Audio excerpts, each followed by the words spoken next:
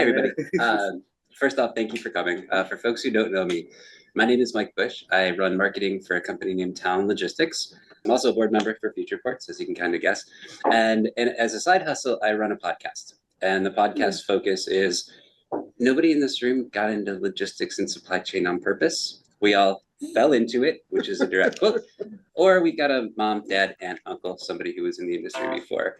So the podcast idea was to say, hey, there's really cool opportunities here. This is a cool industry to work in. And, you know, if you're a newer recent college grad, maybe you should be thinking about us. So I'm going to be recording. So FYI, just be aware of that. But on the Futureports side, I'm really excited to see everybody here. This is a tremendous organization. I've been lucky enough. I spoke at a conference about 5 years ago and have been involved ever since. Kat roped me into that. So I'm delighted to be here. Happy to moderate this little chat. And before I get going, I thought I would have Kat do kind of a 2-minute overview of here's Futureports. But I also want to give a quick shout out to Marine Exchange. This place is a really cool office. It's my first time here, and what an amazing view. Unfortunately, Mother Nature wasn't really on our side today, but otherwise there'd be some tremendous B-roll for the podcast. So Kat, take it away. Hello, good morning, everyone. Glad to see so many friends here and on the screen as well, Claudette. I've been the chair of Futureports for 3 years now. I joined the organization when Elizabeth, lucky we have you here today, was executive director, and that was, I think, around 2015, which was the 10th anniversary of the Futureports. Then I was reviewing the emails I was getting from you about the organization and what was happening and how Futureports was engaging with the community. So as we all know, about 20 years ago, there was the ports were facing difficult times in the early 2000s. Rising demands met with a pressure to clean up. On the LA side, it was the China shipping lawsuits. On the Long Beach side, it was PRJ. And some of the in the results that happened, the lawsuit that was won by the community first time in history, combined with other factors, caused the work at the ports to stop. So the ports could not develop any projects, could not develop terminal operations. And so until they would figure out how to do it more sustainably.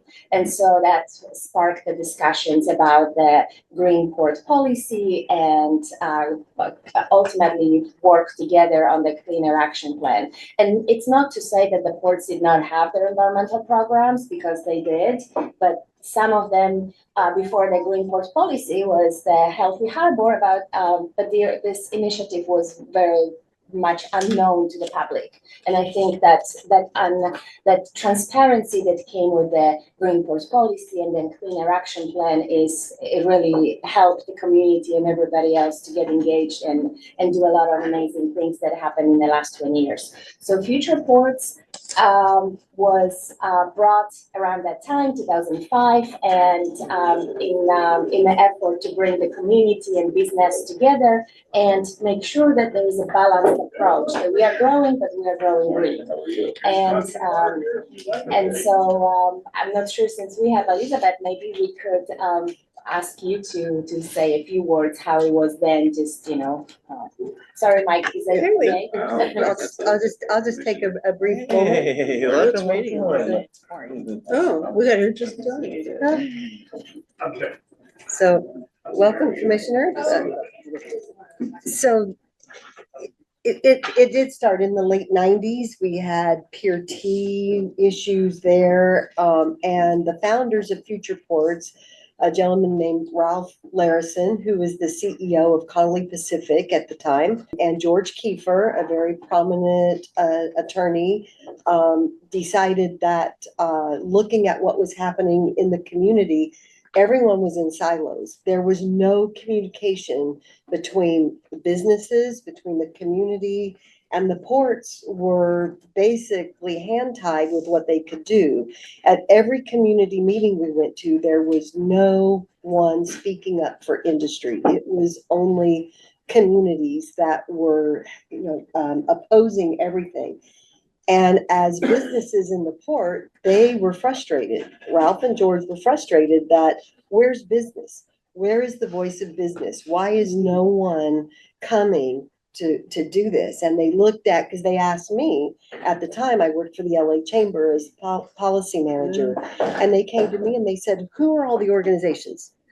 Who are the people in the port? There was HAIC, there was Propeller Club, there were the others, but all of those organizations, no one at that time were writing letters, were doing advocacy. They were social and they talked about issues, but they were not actually being active. So they said, you know what? If nobody else is going to do it, we'll start our own. So they started their own organization. They raised the money, and then a year later, then I came back and as the first full-time executive director. And we started in that 20 years ago, we started bringing everyone to the table. We started the outreach to the communities. We started bringing in labor. We were the first organization that labor was a participant in. And part of that was my relationship with labor. I had very strong ties to labor before that. So they said, okay, if you're doing it, then we'll come in.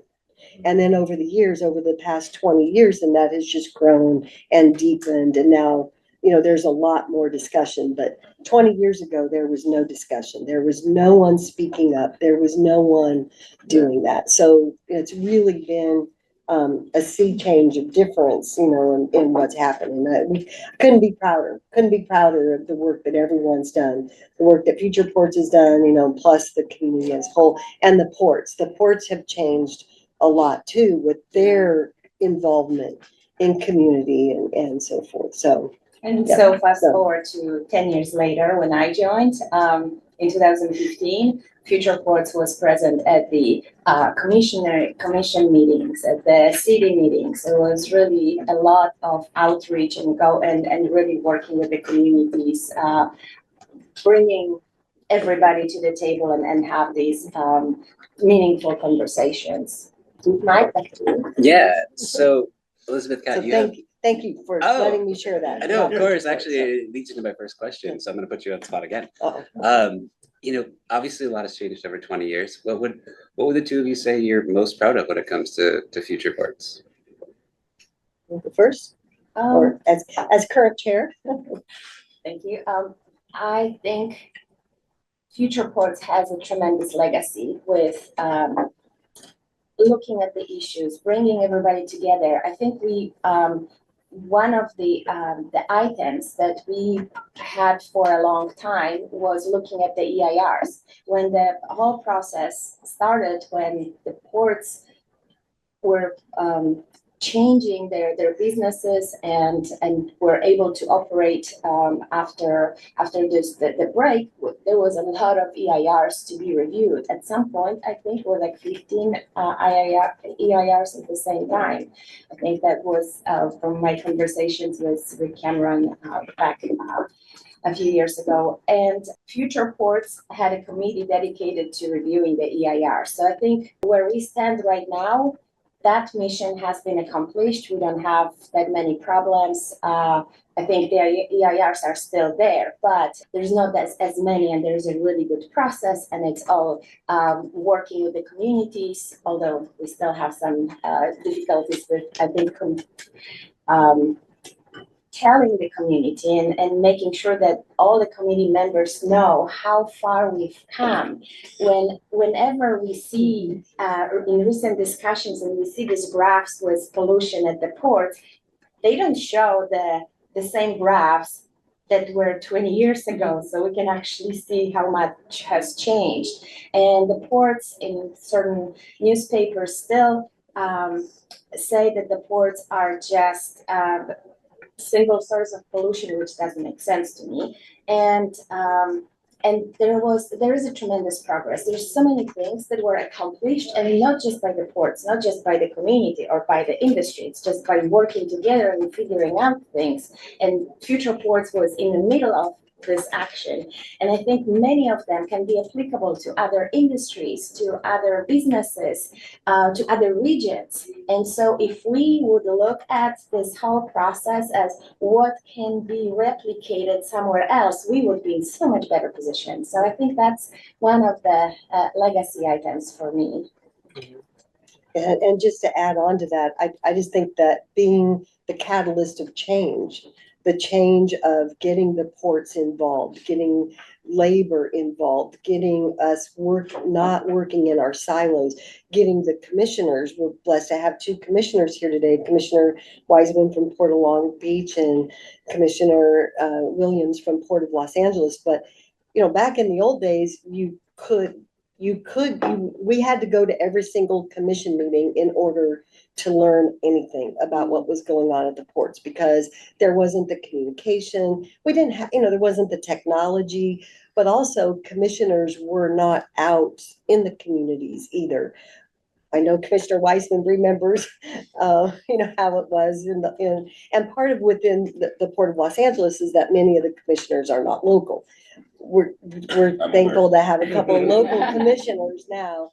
But labor is now part of the commission. I mean, it's just a much broader spectrum and getting that involvement. And I think that Futureports was a big catalyst to that. So getting all the people talking, all the different industries, having those open lines of communication and not everyone working in their silos like they used to. In terms of lessons learned, 20 years is a long time. What is there one moment where you're like, boy, I wish I would have done that differently? Is there sort of a blooper reel behind the scenes for Futureports?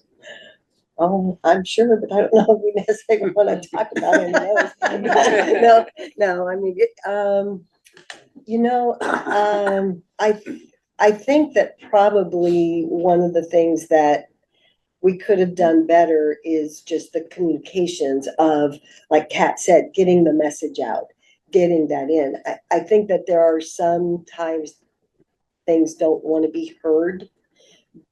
And, you get stuck in a message and that's the message you're going to stay with. But I think that being a little more, having the resources to do more communications and to get that information out. Futureports is a small organization. There's, limited resources. We did partner a lot with the ports and with others. But if there's one thing I wish we could have done different, wish we would have had more resources for communication on successes, getting that information about the successes and the accomplishments made. And I've been on the board for 3 years. I jumped straight to the chair position, and because of changed composition of our board and different people that don't know the history. We don't have Elizabeth on a daily basis, so I kind of became the historian of the organization, and that and I bring back a lot of things that I remember or I can dig out from my files, and I think we are all familiar with the changes that happened. Elizabeth left. We had another executive director. Then there was a little bit of period of trying to figure out find another executive director. And I think in that same process, we were doing things. We were still meeting at the committees. We were still reviewing EIRs. We were still doing the advocacy. But because of some of the chaos, we were not effective at communicating these issues to our membership and beyond. And I think that also caused, that's natural. People don't know that we are still active and doing things, so they assume that we didn't do anything. So I think that was one of the things one of the lessons learned. No matter what you have, the change management, it's always good to communicate what's happening and that the things are still happening. And I've been a proponent of make sure that we have not just the upcoming events on the website, not just upcoming issues or things that are happening today, but show the the past. And I think we have the opportunity to bring that past documents, past presentations. I still have a bunch of presentations. We have monthly meetings, and people were invited and show these presentations. And I occasionally look at them for various reasons. And many of these issues are still issues today. So I think it would really show the breadth of that organization if we just bring them up. I think in the past, the notion was we don't want to share these documents because if people don't pay and participate, then they don't get the benefit. But I think enough time passed that we can actually make some of these documents and information available just for the historic perspective and the legacy. Oh. Elizabeth, you touched on one of my favorite parts of Futureports, which is the giant community that's involved, right? When you look at the small but mighty team today, you've got members who are from the ports. You've got attorneys, you've got rail, you've got investors, you've got labor, trucking. I have a list here. It's a long list. It is a long list, and it's a broad, small but mighty very list, broad which is kind of list. amazing. And it's collaboration across the board. So if I can ask the commissioners to do a quick introduction and talk a little bit about, quite frankly, again, I'm sorry, Lee, if you missed this, we're recording a podcast here as well, aimed at kind of a younger generation. So if I can start with a very basic question that most people in this room probably understand, but what does the commissioner of the port do? Great question. My name's Lee Williams. I've been a harbor commissioner for Port of Los Angeles for almost 2 years now. And so in my perspective on being a harbor commissioner might differ from others. And because I'm really focused on the community aspect. As you had mentioned before, I'm one of the local commissioners now for the Port of Los Angeles. And I feel like my responsibility is making sure, as a fiduciary of the Port of Los Angeles, we are creating economic benefit for the community. You know, we talk about the pollution, but we also want to talk about the positive aspects of the port. My main focus is making sure that we have the jobs and opportunities to create, a lot of economic benefit. We talk about the Port of Los Angeles having 1 in 11 jobs in LA. The impact of the San Pedro Bay ports is 1 million jobs across the Southern California, 3 million jobs across the nation. Those kind of things are really important. If our only contribution is to export dollars to foreign national companies, that I see as a failure for the Port of Los Angeles. And so if we're going to live this close to the port and listen to the noise pollution and have, even though the pollution has gone down dramatically, I also think about that in terms of pollution, let's say we've made an 85% progress on removing pollution from the air.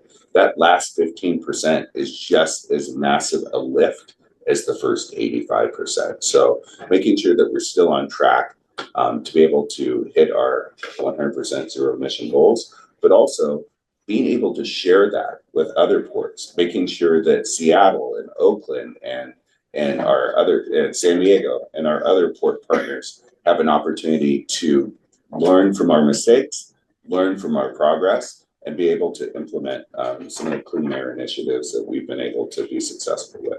So that's my The Port of Long Beach, the Harbor Commission is like the board of directors. We're the governing board for the Port of Long Beach. And we delegate to our staff the management of the port, but we set policy, approve contracts.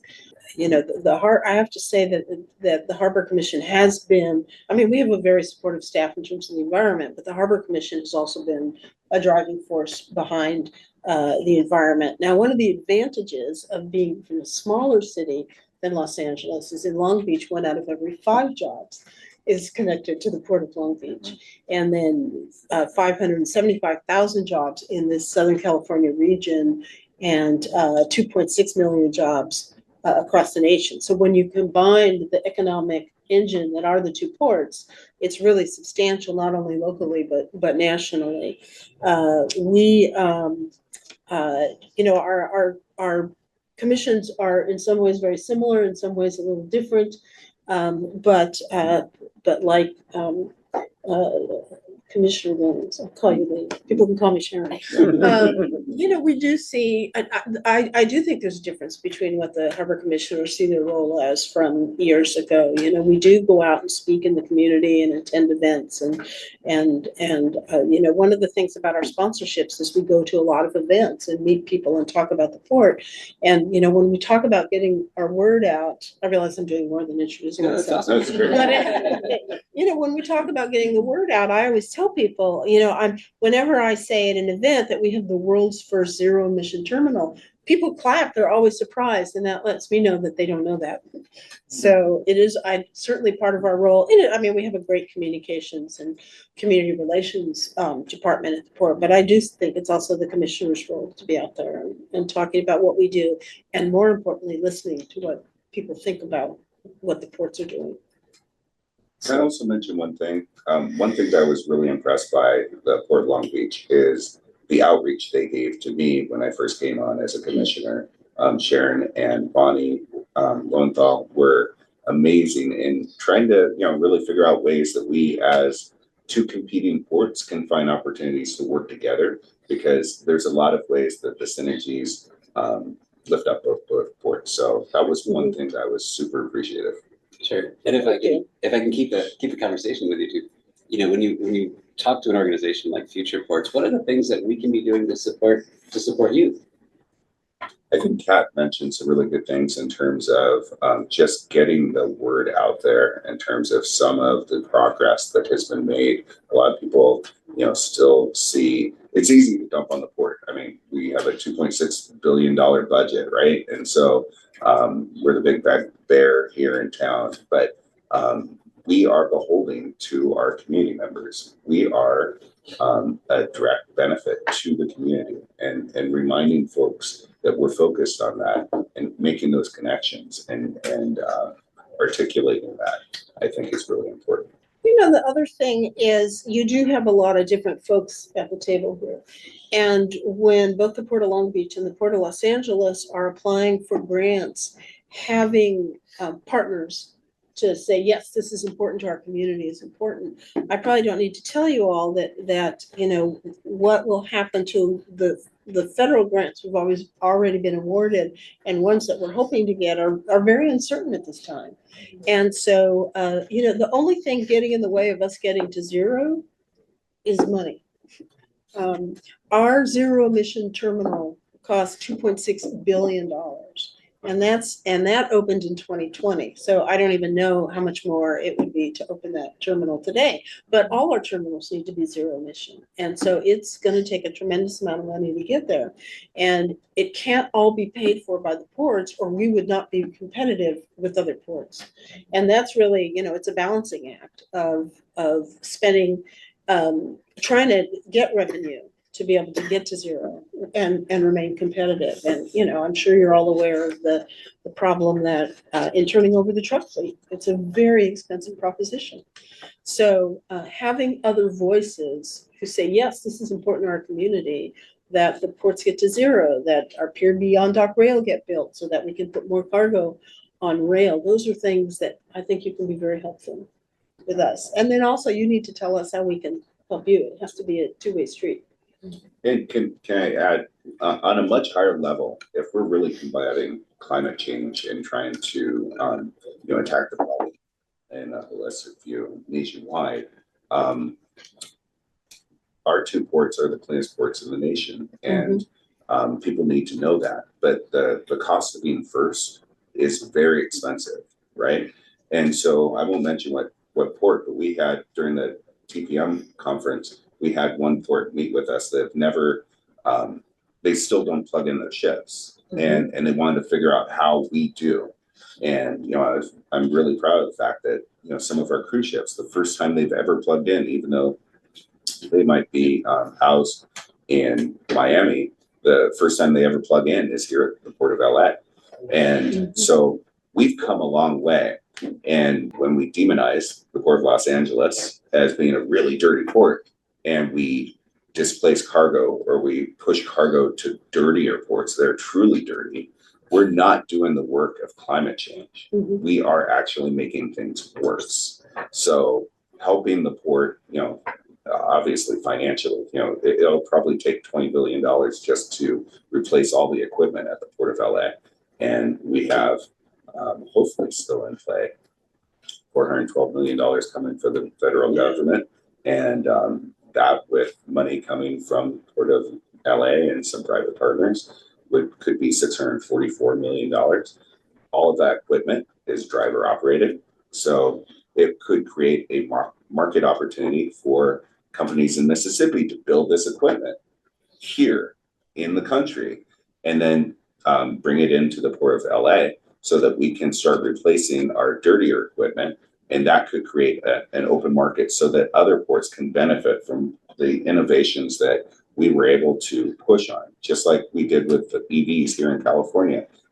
Very similar when it comes to the yard equipment. If we could create that market opportunity and get those innovations and be able to spend the money to ramp up those factories and the manufacturing, that could be significant benefit for the entire nation. Yeah, as I like to say, the Port of Long Beach was the first port southeast of Los Angeles to plug in the ships with shore power. LA was first, and so it's but Lee's obviously is absolutely right. I feel that both our ports, as the largest ports in the nation, of course, LA being number one and Long Beach being number two, except in January when we were number one. No, but as you can tell, we're friendly. But I think we have an obligation to lead the way, not just in what we do, but at our own ports, but in helping other ports. And because obviously what we do in terms of pollution affects our local community, but what we do in terms of greenhouse gas affects the whole world. And so we do have an obligation to lead, I believe. Mike, can I add something? Yeah, Kat, I was actually just about to go to you. Perfect.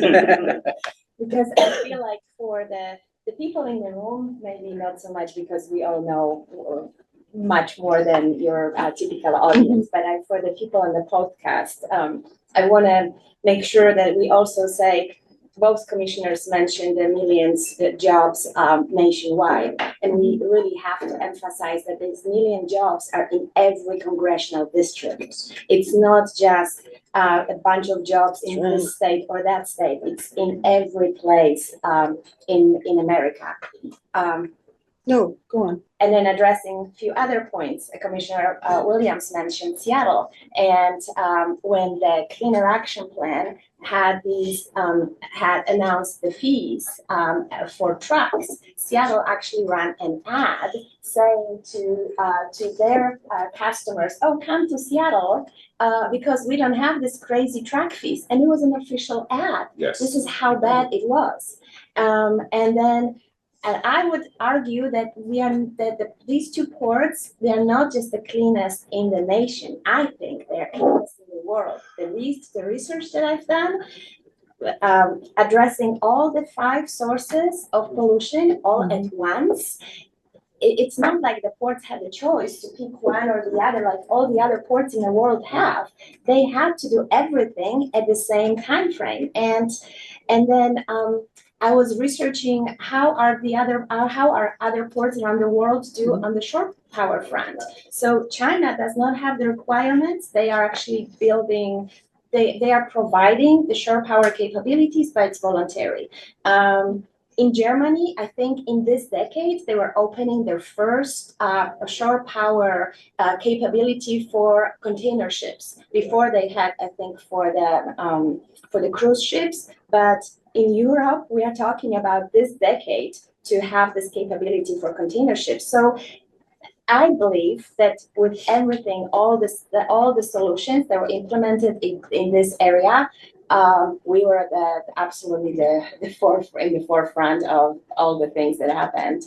Kat, it feels like somebody should write a book about this. Can I ask a favor? I don't know everyone in the room. Sure. Could we go around and? Kip Leonard, Executive Director, Marine Exchange of Southern California, operating the vessel traffic service for the ports of LA and Long Beach. I'm Linda Hunter. I'm with Rencon Consultants. We provide environmental consulting services throughout the state. Awesome. I'm Aaron. I work with Futureports. I'm like just doing the events here. Yeah. And I'm Elizabeth Warren, and I started my own company called Dialed In Partners. And one of my clients is Mitsubishi Cement Corporation, who I'm representing today, who's a member of Futureports. I'm Hannah Pons. I lead corporate partnerships and community engagement for a company called Brave Theory. We're a venture advisory and we support innovation and a lot of initiatives that the commissioners support as well for the ports in science and engineering led companies. Hi, my name is Norman Harris. I'm a licensed customs broker. I work for a company called M&R Global Logistics, a Japanese freight forwarder, 3PL, and San Pedro resident. Yeah. Okay.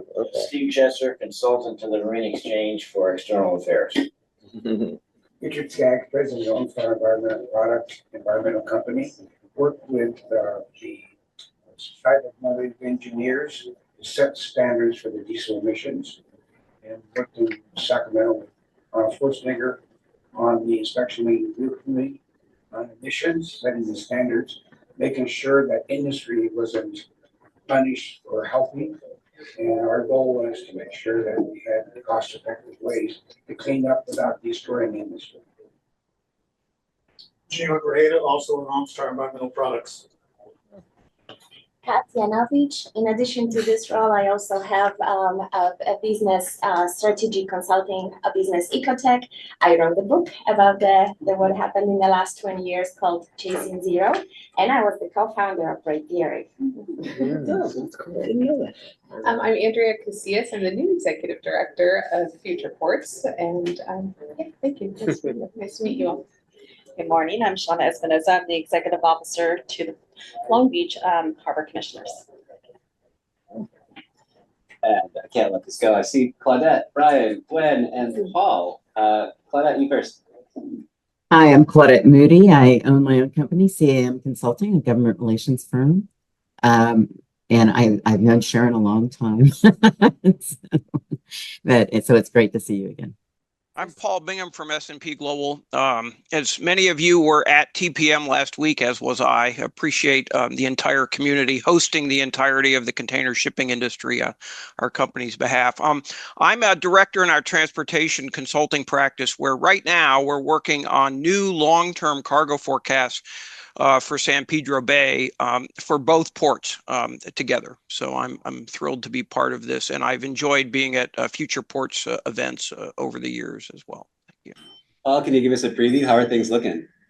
Well, we're challenged, but there may be, because of things like new proposed port fees that we've never had before, there may be a special interest in having vessels only call San Pedro Bay on the West Coast. So we're not sure what direction yet the policy results may play out in terms of business for San Pedro Bay. And we're doing, consequently, we're doing scenario forecasts, not a single point forecast for the future for cargo for the region. All right, so one final one for you, Paul. I've got two commissioners and a whole lot of people that care about the ports here. What should we be doing to win more business? Well, actually, what they've been doing, which is trying to pay attention to the priorities of business, which ultimately determines the use of the port, whether it's directly through the tenants and the carriers or ultimately the beneficial cargo owners that were represented so strongly at TPM. And that's to work together as a community to make sure that the ports are, efficient, are resilient, are performing as best they can environmentally, and also are making clear the signals for the long term, where the ports are going in terms of their capacity and their performance. And I have to say, both ports clearly can point to success right through last year that they're on track, regain some market share and growing business. Good morning. Brian Bustamante with Southern California Edison. I'm the senior advisor supporting all the container terminal operations as well as the port. And our director. And Gwen. Good morning, everyone. Gwen Butterfield. I own Butterfield Communications, community and government relations, specializing in the two ports. And today I'm representing my client, Mitsubishi Cement Corporation. And I'm a longtime active in Futureports and having my own membership most of the years and representing Mitsubishi with Futureports since I think January of 2011, and other railroad and other clients prior. Very proud to be a longtime active with Futureports, and a past president and current board member of the Harbor Association of Industry and Commerce. And I will add one thing that HIC was very early in the Port Community Advisory Committee that is no longer existent at the Port of LA. And one of the reasons that Futureports, in addition to what Elizabeth explained very clearly, started to be a counterbalance is HIC board members had a seat on PCAC for many years and were active in trying to participate in that way. So I'll just add that little 2 cents as a past president of HIC. Thank you. So this next question is for Kat, it's for Brian, it's for Claudette, it's for Andrea. We're in 20 years. What do the next 6 months look like? What are the current initiatives that Futureports is working on? And then I'm going to throw this back to the commissioners to say, are we headed the right direction? Well, I think it's time for us to move the Futureports into the future. As you know, Futureports is not just solely focused on the ports of LA and Long Beach. We have a little bit more regional perspective, and our board member and chair-elect is Leticia Austin, who had to cancel last minute. She was going to join us via Zoom, but she lives in up north. So it's hard for them to be here in person all the time, but she's very active and she cares deeply about the ports. She shared with us recently also that she serves on in other groups, in other committees, and she would like to see the port issues to be a priority all the time everywhere, and it's not always the case. I agree. Well, and I was going to say for the next, coming years too, I think, Futureports is really taking a deep dive into our operations and what we can do internally to kind of restructure our committees and take a look at what our goals and objectives and strategic plan is. So the board is, currently working on that so that we can, better support the ports, including Waimea and, in the region. So I think that's our main focus in the next 6 months. I would like to add, we talked about this quite a bit, that I'd like us to lean into the future part of the name and really be supportive of some of the new technologies, new approaches that the ports may be implementing or wish to implement and need a little support from the community in which to do so. So I don't want to lose the advocacy part because that's been my life, for certainly my professional life. So I'm hopeful that we can continue to be good advocates for the issues that are important to the community. Yeah, I feel like COVID really put a spotlight, sorry about that. I feel like COVID really put a spotlight on the ports, an even brighter one than was there before. And with that, some unprecedented dollars have come to the ports. And I think Commissioner Weissman kind of hit it spot on, and our ability to support some of those efforts and really lean into how this is beneficial for all, and really just provide commentary to help push those over the finish line. I think there's an opportunity there for us within that, and I think even more broadly, like the ports themselves are looking at projects, but this is going to take a transition throughout the supply chain to rail, to trucking, et cetera. And just looking at it from that lens, I think would pay dividends to the supply chain as a whole. If I may add something, I think we have some challenges ahead of us, and I think there are some issues that we can tackle more than others, and that these are fuels, whether on the land side or on ocean side. We talk about green shipping corridors, and to me this is such a hopeful initiative. I was speaking last year at the conference. I did the research on how many other shipping corridors, green shipping corridors we have in the world, because we know about these two working between LA and Long Beach, and with Shanghai and Singapore. So I dig a little bit deeper, and I was so pleased to know that the initiative started in 2021 with the initial target of 6 corridors by the mid-decade, which is 2025.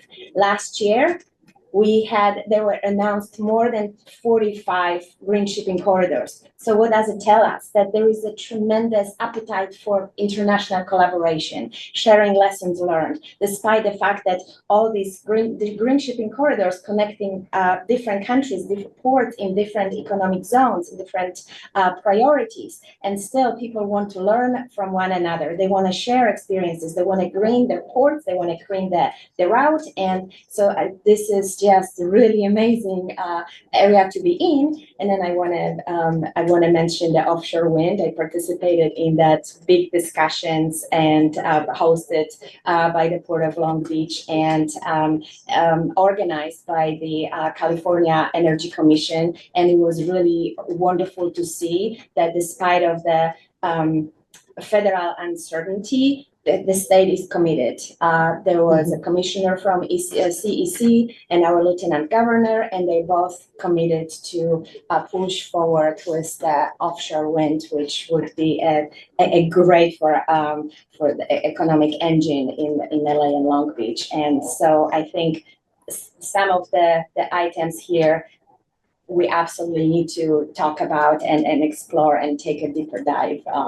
And I don't know, Commissioner, if you want to expand. Sure. Well, I will say two things. It's so first of all, to answer your question, yes, I think what you're planning is very helpful. And then I was going to add fuels, and then Kat mentioned that, and then I'll talk about pure wind. And that is the clean ships are going to come where they can get fueled. And so we need to think about the infrastructure necessary to be able to bunker these fuels. And none of us know yet exactly what's going to be, I mean, the ones that are being talked about, of course, are methanol, LNG, although we see that as a transitional fuel because it has some greenhouse gas drawbacks. And, people are talking about ammonia. And so, so we're going to need to bunker whatever it seems like the winner is going to be. And one of the issues is that, I don't know how many of you were around when the Port of Long Beach considered putting an LNG terminal in, but the community, of course, was some of the community was against it. And so, and we all saw what happened when the truck turned over with the battery. And so my personal saying is, we can't be afraid, but we have to be careful. There is not a fuel or energy source that isn't either explosive or flammable. So we have to be very careful, but we have to also move ahead, because if, what I forgot to mention, hydrogen when I was talking about the fuels. So we have to, if we don't start now preparing, we are not going to be ready. And there are, what was the figure? I think 75 or 80% of the ships on the order book can use an alternative fuel. And so, or as someone said, those aren't alternative fuels anymore. Those are the fuels. And so we have to be ready. And we anticipate, of course, there's going to be some community pushback. And so your support can be very important to both our ports as we look at how are we going to fuel these ships. And then, pure wind, yes, if the federal government does not give us any support for pure wind, I'm sorry, are all of you familiar with what pure wind is? Yes. Let me, just if in case people are not, briefly, the Port of Long Beach is going to build a 400 acre heavy duty terminal for staging and integration of offshore floating wind turbines. And it's a very expensive proposal. It's in 2023 dollars, it was $4.7 billion. And it's because these turbines are massive, and therefore you need a terminal that can withstand that weight, heavier, certainly more than any of the terminals that we have now. Just to give you some scale, the base of one of these terminals, one of them will fit in Dodger Stadium. Wow. They are as tall as the Eiffel Tower. And Wow. so, yes, if the federal government doesn't give us any help, it becomes, we have to look at different ways. But California, if we're the 5th largest economy in the world, it can't be that we can't figure out how to do this. Could we do it all with private money? Yes. But I'm sure, as Brian can tell you, the energy would be so expensive that the ratepayers would be up in arms. And so it needs to be a mix of public and private money. And so, but California has a goal of 25 gigawatts of offshore wind by 2045, and pure wind is an integral part of getting that done. It's thousands of jobs for this region. It doesn't contribute to congestion because the parts are so big that they'll come by barge. And so it's really an opportunity for the state and for our region economically, and we need the power. We just need more power wherever it comes from. The Port of Long Beach estimates that for us to get to zero emissions, we will need 6 times the energy that we use now.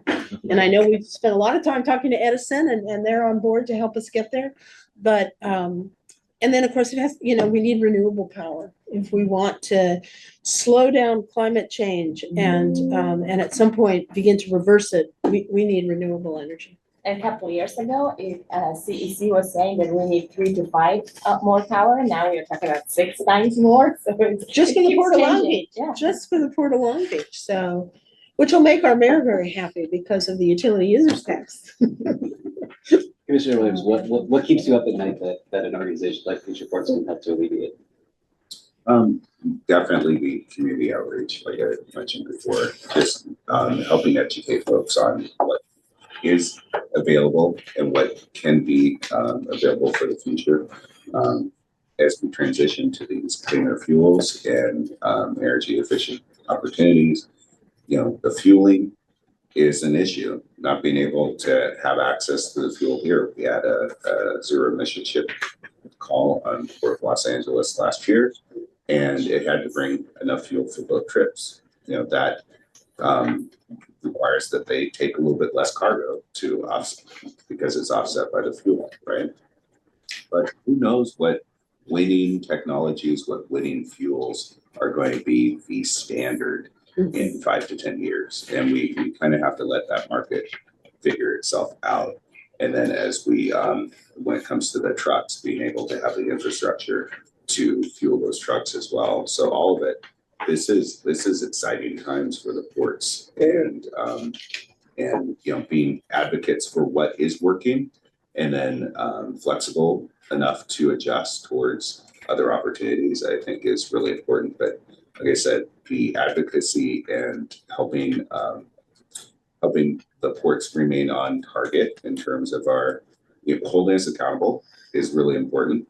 And then also being able to advocate in terms of what's going on. The one thing I should have added, because this is often a question, is there will not be a wind farm off the coast of Southern California. The wind farms are in Central and Northern California. They're 20 to 30 miles offshore. And so they're not like right on people's beaches. But people often think we're going to have a wind farm off Southern California. We just don't have the wind offshore to support it. That's another issue for me.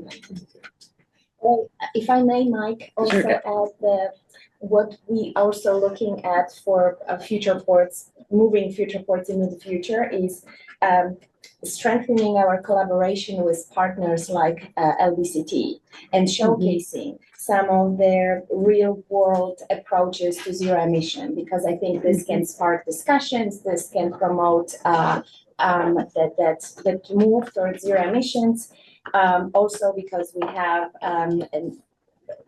people with amazing expertise on the board and as members, and so we want to also showcase what they are doing, whether it's a port, whether it's another business. We want to show all the good cases, build eventually the best practices, and Mike mentioned doing case studies at the board meeting, so those kinds of things I think are really important, and what Futureports can do to propel that forward. Yeah, I actually worked with Freightwaves on a documentary about LBCT recently. It's very fun. So it kind of walks through like all the steps LBCT took in order to become incorporate some automation, but also the zero emission approach. I want to be sensitive to everybody's calendar. Does anybody else have questions? I feel like I've had Aaron, go ahead. Mike, Letitia's joined us, so you may want to give her a platform. Absolutely. So Letitia, welcome. I had not seen you. The way the room is set up, the camera is directly behind me, so I didn't see you join us. But as chair-elect, would love to hear kind of your thoughts. Where's Futureports heading, and what feedback based on the conversation you've heard so far are you most excited about? So I'm excited about coming in as chair of Futureports, and hopefully during my tenure, I would work on with the other board members, strengthening the importance of ports in California, in Southern California, and just really being more of an advocate as we, are facing, challenges on the federal level. And so I just see that as the direction that I hope Futureports will take in the next year. Aaron, I think you had a question. I did. I was gonna ask, so you guys mentioned that you need to get the energy like 6 times what we have right now. Mm-hmm. What are like the steps that you're taking to get there? Like, what are the things that are gonna get us there? Like nuclear power? Like how do you get that power? That's insane. Like, We talked to Brian. yeah, So, Brian. yeah, it's actually been something that we've been working on for years at this point. And I would even go so far back as to say it really started when, the port crafted their original Clean Air Action Plan to really lay the roadmap on where they want to go. I think as a company, we've understood that, there are technologies that, are not fully, I guess there are multiple technologies out there to serve this load. The 6X scenario is one scenario for largely leaning into electrification. We use that information to do our own studies that help inform how we're doing this long-term planning. I can tell you from a account management scenario where, supporting the ports, it looks very different today than it did, say, a few years back, because we're starting to see these projects start to converge. And it's not just supporting the projects tactically at the terminals, but how do we support the system upstream from those terminals as they start to come together. So a lot of work that takes place in order to make this a reality. We're actively tracking it. I would say that we are meeting with the port on a monthly basis to continue to refine these, in addition to the regular meetings that we typically have just in between those, but on a monthly to look specifically at the long-term scenario planning. Whatever the technology may ultimately end up being, there's going to be an electrical resource likely needed to support it. A lot of work is where I'll go with it. Yeah, I know. And we appreciate it. Yeah. Edison could use that right now, some appreciation. Thank you. Yes. Thank you. Thanks. I'm wondering if I could ask the commissioners. I come from the transportation world, and there's always a fear of putting all your eggs, which are very expensive now, in one basket, and so very expensive eggs. And we know that of energy as well. So how do you make sure that you have the diversity of the fuel supply without breaking the bank, trying to accommodate that at your ports? And Letitia, please answer that as well if you wish. Yeah, I think about that all the time. Single source of failure is something that keeps me up at night. And so having the redundancies and also the backup systems is something that we need to really weigh in hard to make sure that we protect our national security.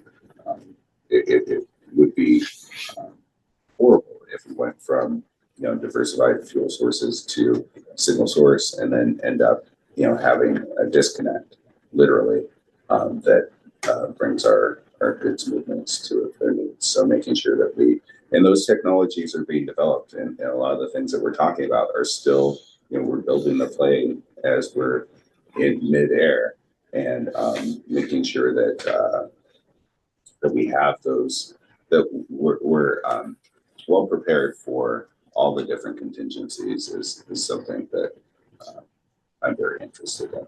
I don't have the answers around that, but yeah. And that's a huge issue. I think since I've been a harbor commissioner, I've been a harbor commissioner for a little over 4.5 years. I think there's only been one summer when the state hasn't called us and said, you have to stop your shore power because we don't have enough electricity. And so, and in fact, in the first year, they asked us to shut down LBCT, and we said, yeah, we're not doing that. We will stop shore powering. And it's been for about a week, I think, at the most, but so in the terms of the fuels, the alternative fuels right now are in short supply and very expensive. But what it's when we talk about hydrogen and the environmentalists, who we appreciate because they have pushed us to be where we are now and to continue to be green as possible. But when they say, well, hydrogen isn't green right now, well, they're right. But if we don't ever start figuring out how to make it and how to store it, it's never going to be green. But I always say to them, where do you think our electricity comes from? It's not all green yet either. So we have to figure out how to store the fuels, how to create enough of it, and how to make it cost effective. It's as I said, hydrogen, as you probably all know, is very expensive right now. And that's one of the things. And there's lots of, I'm certainly no scientist, I'm no chemist, but you see these articles about someone having figured out how to make hydrogen out of seawater without desalinating it. And I don't know if that's gonna work. I mean, they've done a little tiny bit in a lab somewhere, but if we don't start using hydrogen and creating the market for it, no one's going to figure out how to make it cheaper. It's got to be volume. And so are we there yet? Certainly not. But if we don't start using these fuels and making them available, we'll never get there. That's incremental progress. It's not all or nothing. Yep. And so we need to fail forward fast on some technologies, but we need to keep moving forward and figure out what's best in the end. I just want to thank everybody here. I'm so proud of all of you. I've lived here for 85 years. Gina was born here, my wife was born here. Our family all was raised right here. But this group is unbelievable. What we're looking at the future. I've been an environmentalist all my life.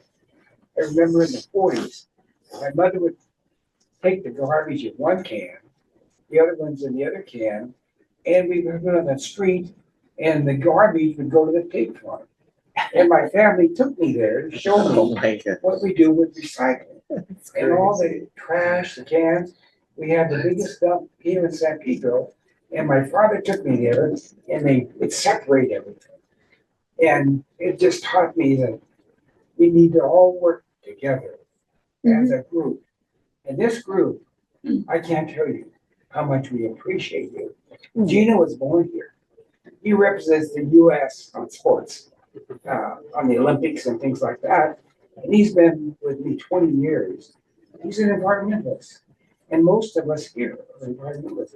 But this group, I've been in Sacramento, Washington. I spent 9 years in Washington, 9 years in Sacramento.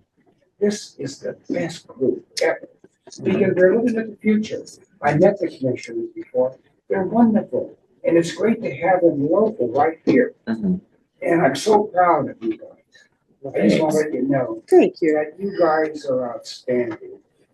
And I'm so proud to be part of it. Help.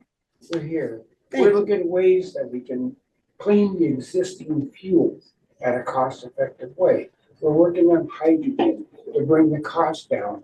They're using mirrors and the labs now to take the mirrors to hit the hydrogen and break them up and smaller. And the cost is coming down, but I know that we have 18 hydrogen cars. I worked on that program 18 years ago with Dr. Alan Lloyd and Governor Schwarzenegger on the first hydrogen sales. And the future is so promising, and it's there. The windmills, we've been working with a group with windmills for years. We made them shorter with shrouds over them so the birds would not go in them. But we had the problem with the gears, and so we worked with Shell Oil to come up with a lubricant so we don't burn up the gears. because that was a big problem, and we solved that. Now we're working on hydrogen in the Netherlands because they thought hydrogen would be the next fuel.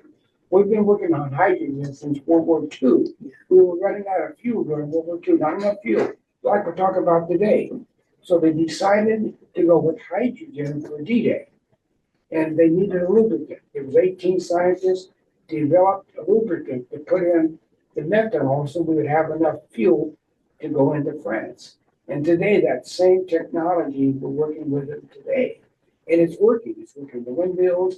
It's working on methanol at Southwest Institute. They did a study. And the lubricity came down a -7 instead of a +50. So the future is bright. And we have a lot of scientists that are all working on exactly what we're talking about. I worked with Mayor Bradley. He was the first one to go in the harbor with Mr. Seaton at American Press Line, and they lowered the emissions. And they decided that this was the way to go, but at the same time, we had MTBE that was being pushed here. And we decided to go in that direction instead of cleaning the big system here. So we're right back where we started, and we have some of the top scientists in our group, and they're dedicated toward the environment. So we'll keep you guys up to date. And my wife wanted to thank you. Her whole family started in the Camrys here. And she said that she's never seen me quite like this. And same with Gino. I mean, being born here. But I love all of you guys, and thank you again. Oh, thank you. Thank you. You mentioned Mr. Seaton. I don't know if anybody here besides me knows who that is. And me. Oh, yeah, yeah, Gwen knows. He's Yeah. a great man. I really enjoyed working with him. You know, I should have mentioned that the Port of Long Beach, like the Port of LA, has an amazing environmental staff. And at the Port of Long Beach, we have released a white paper on alternative fuels, which talks about supply, you know, which ones are suited for which, what are the pros, what are the cons. And so it's on our website. If anyone has any trouble finding it, let us know and we can send it to you and have it distributed. But it's and it has an executive summary for those who are not scientists. But it's really an amazing paper of what do we know at this point in terms of alternative fuels. Is that the one in Long Beach? Port has that on their website? Yes. Okay, we have a white paper. We were the first company to take sulfur out of coal because of in China.